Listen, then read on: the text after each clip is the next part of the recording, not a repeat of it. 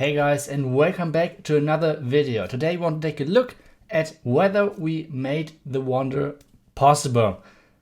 Did we finish on that #1 spot? I'll right now show you guys how the standing was yesterday, but it is a tough task and I will show you a couple of attacks, and after that I will show you guys whether we made it or we finished up in the 3rd or 2nd place.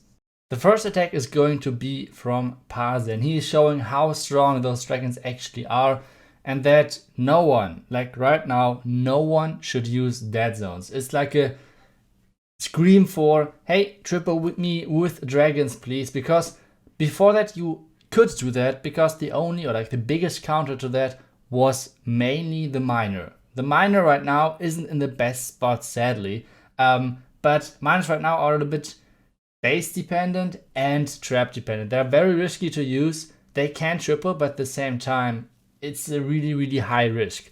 At the same time, dragons, meanwhile, they are kinda easy to use, and at the same time, not that based on risks. For example, you don't really care what is in the CC because your dragons are dealing splash damage. You don't really care what the trap setup of the enemy is because, well, you have so many dragons that you don't really care, and even skeleton traps won't really matter too much. So this is why dragons are a way better solution. And take a look at how he pretty much started, I'll pause at this point, at how he created a pathing for his dragons. So let's mark everything which he already got rid of, which is this section of the base, and then we have the upper part, which is this.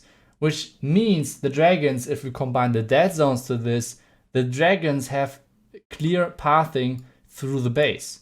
So this means they have a really small LA into the town hall, and then into the ego, and then into the back end. And you guys will see he's not using the warden too early, which makes it even easier for him. So let's check it out how he's doing it. Really early rage. You guys can see as well that he's bringing two rages normally, or like in the army composition with how I posted to you guys. There were only 1 rage and 11 free spells. He's mixing it up. He's using 2 rages and 9 freezes, which is normally totally enough to make sure to not get too much damage in the dragons. He's freezing the eagle and the sweeper non-stop. That's always something which is so strong if you can do that combined with dragons. The next thing what he's doing is he's freezing the enemy queen and the eagle together, which is like one of the best things which could happen to you.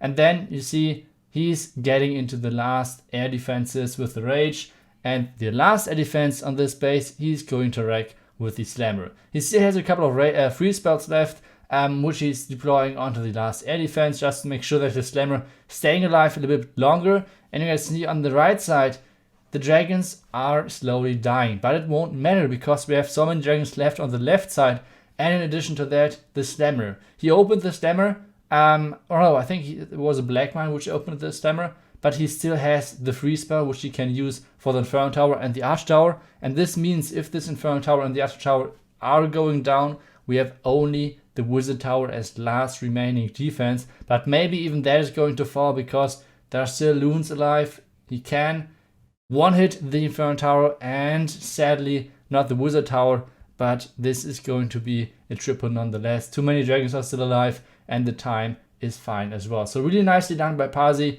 and showing off why dragons right now are so strong and why you guys never ever use dead zones in your base. This attack is going to be from Yo-Yo, and he's attacking a really familiar trophy base.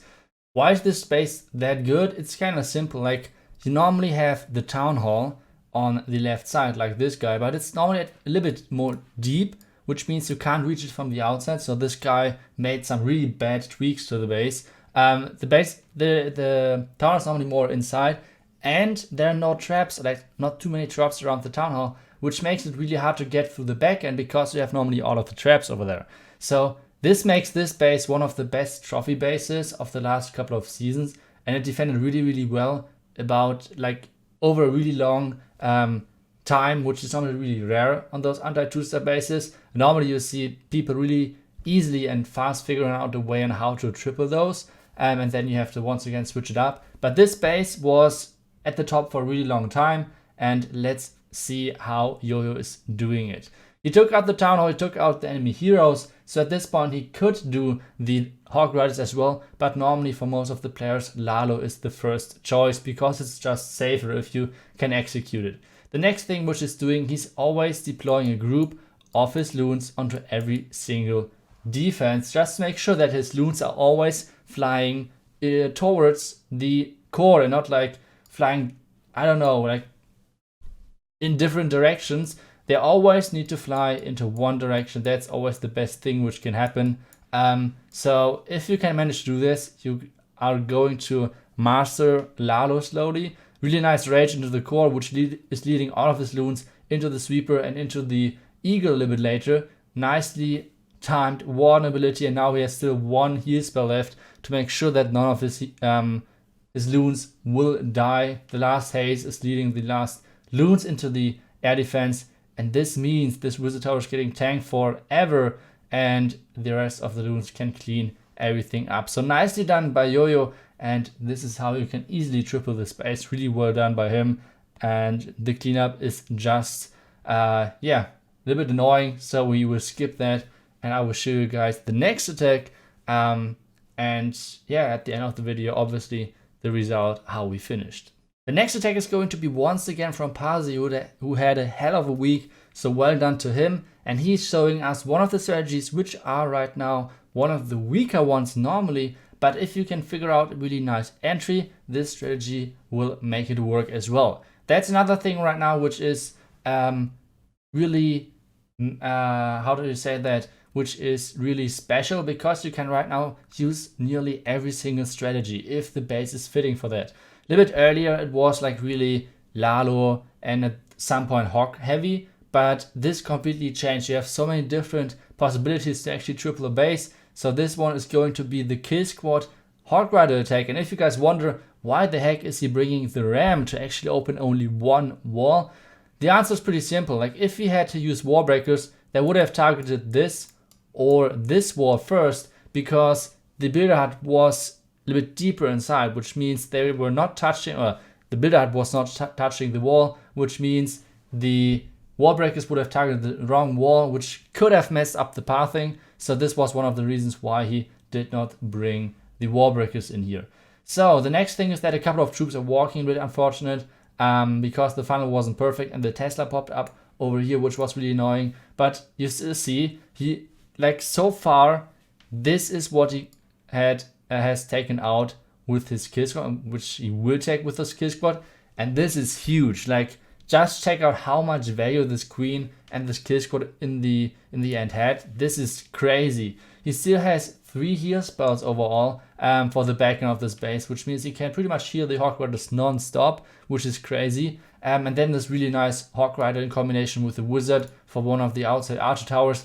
Do not try to have your defenses on the outside uncovered. That's normally not a good option. The second heal onto the bomb tower, just to make sure that his Hog Riders are staying healthy, getting into the last Inferno tower. And now the Hog Riders are splitting a little bit. He's waiting for the big group to come to the Inferno tower and placing a perfect heal for the backend of this base. And this is going to be a crazy overkill. Even Pekka is still alive from the beginning. So nicely done from Parsi.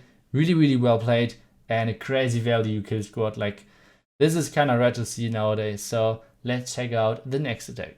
Okay, after this attack, I will show you guys how we finish this season. But first, we have to take a look at the attack from Knowledge, who was one of the players who was 2 times or twice in Poland. So he knows what he's doing, and let's see if he can somehow manage to get the triple and help us to get this number 1 spot, or at least the 2nd spot. Even though it isn't like, it's kind of unimportant, I would say, in the end, whether you get 1st, 2nd, whatever, as long as you're not getting demoted. But in the end, what is important as well are the medals, obviously. And if you're getting placed higher, you get more medals. So it would be kind of cool to get the 1st spot. So let's see whether Knowledge can do this. He's deploying his queen to take out the enemy king and the town hall. And after that, he wants to play a really nice Lalo part. So let's see. The queen is taking out the town hall, and there are no ground skeletons, something which is, well, not the best thing if you have your town hall as exposed as this guy. And now he's starting off with his Lado. Once again, really nicely deploying his loons on every single defense on the outside. Like, just check out how the pathing is, which makes the pathing of the loons really nicely into the base. You guys can see that all of the loons are grouping up. Like, most of the loons are only flying forward. Nothing is backtracking whatsoever. So really nicely done on the pathing by him in the beginning. So let's see how the end will be. This loon split was kind of unfortunate, with most of his loons are going to the right side.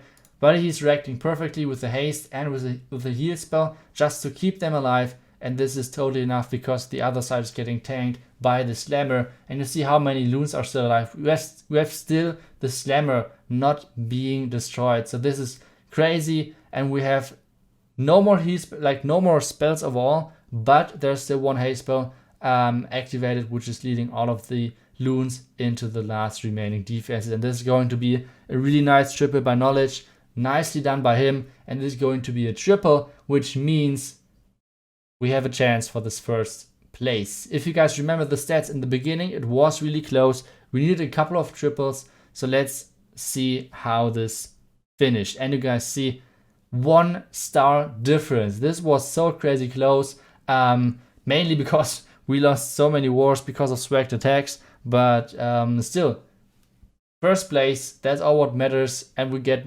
the maximum of medals, which is nice as well. GG's to everyone else. We have those Eagle, Flying Carps and Orta getting demoted. Champions, like, we had a really good group, I think. We had a lot of good clans in there, but it's nice to be at the top in the end. So this is it for this episode, and I will see you guys next one tomorrow. And yeah, well, see you there.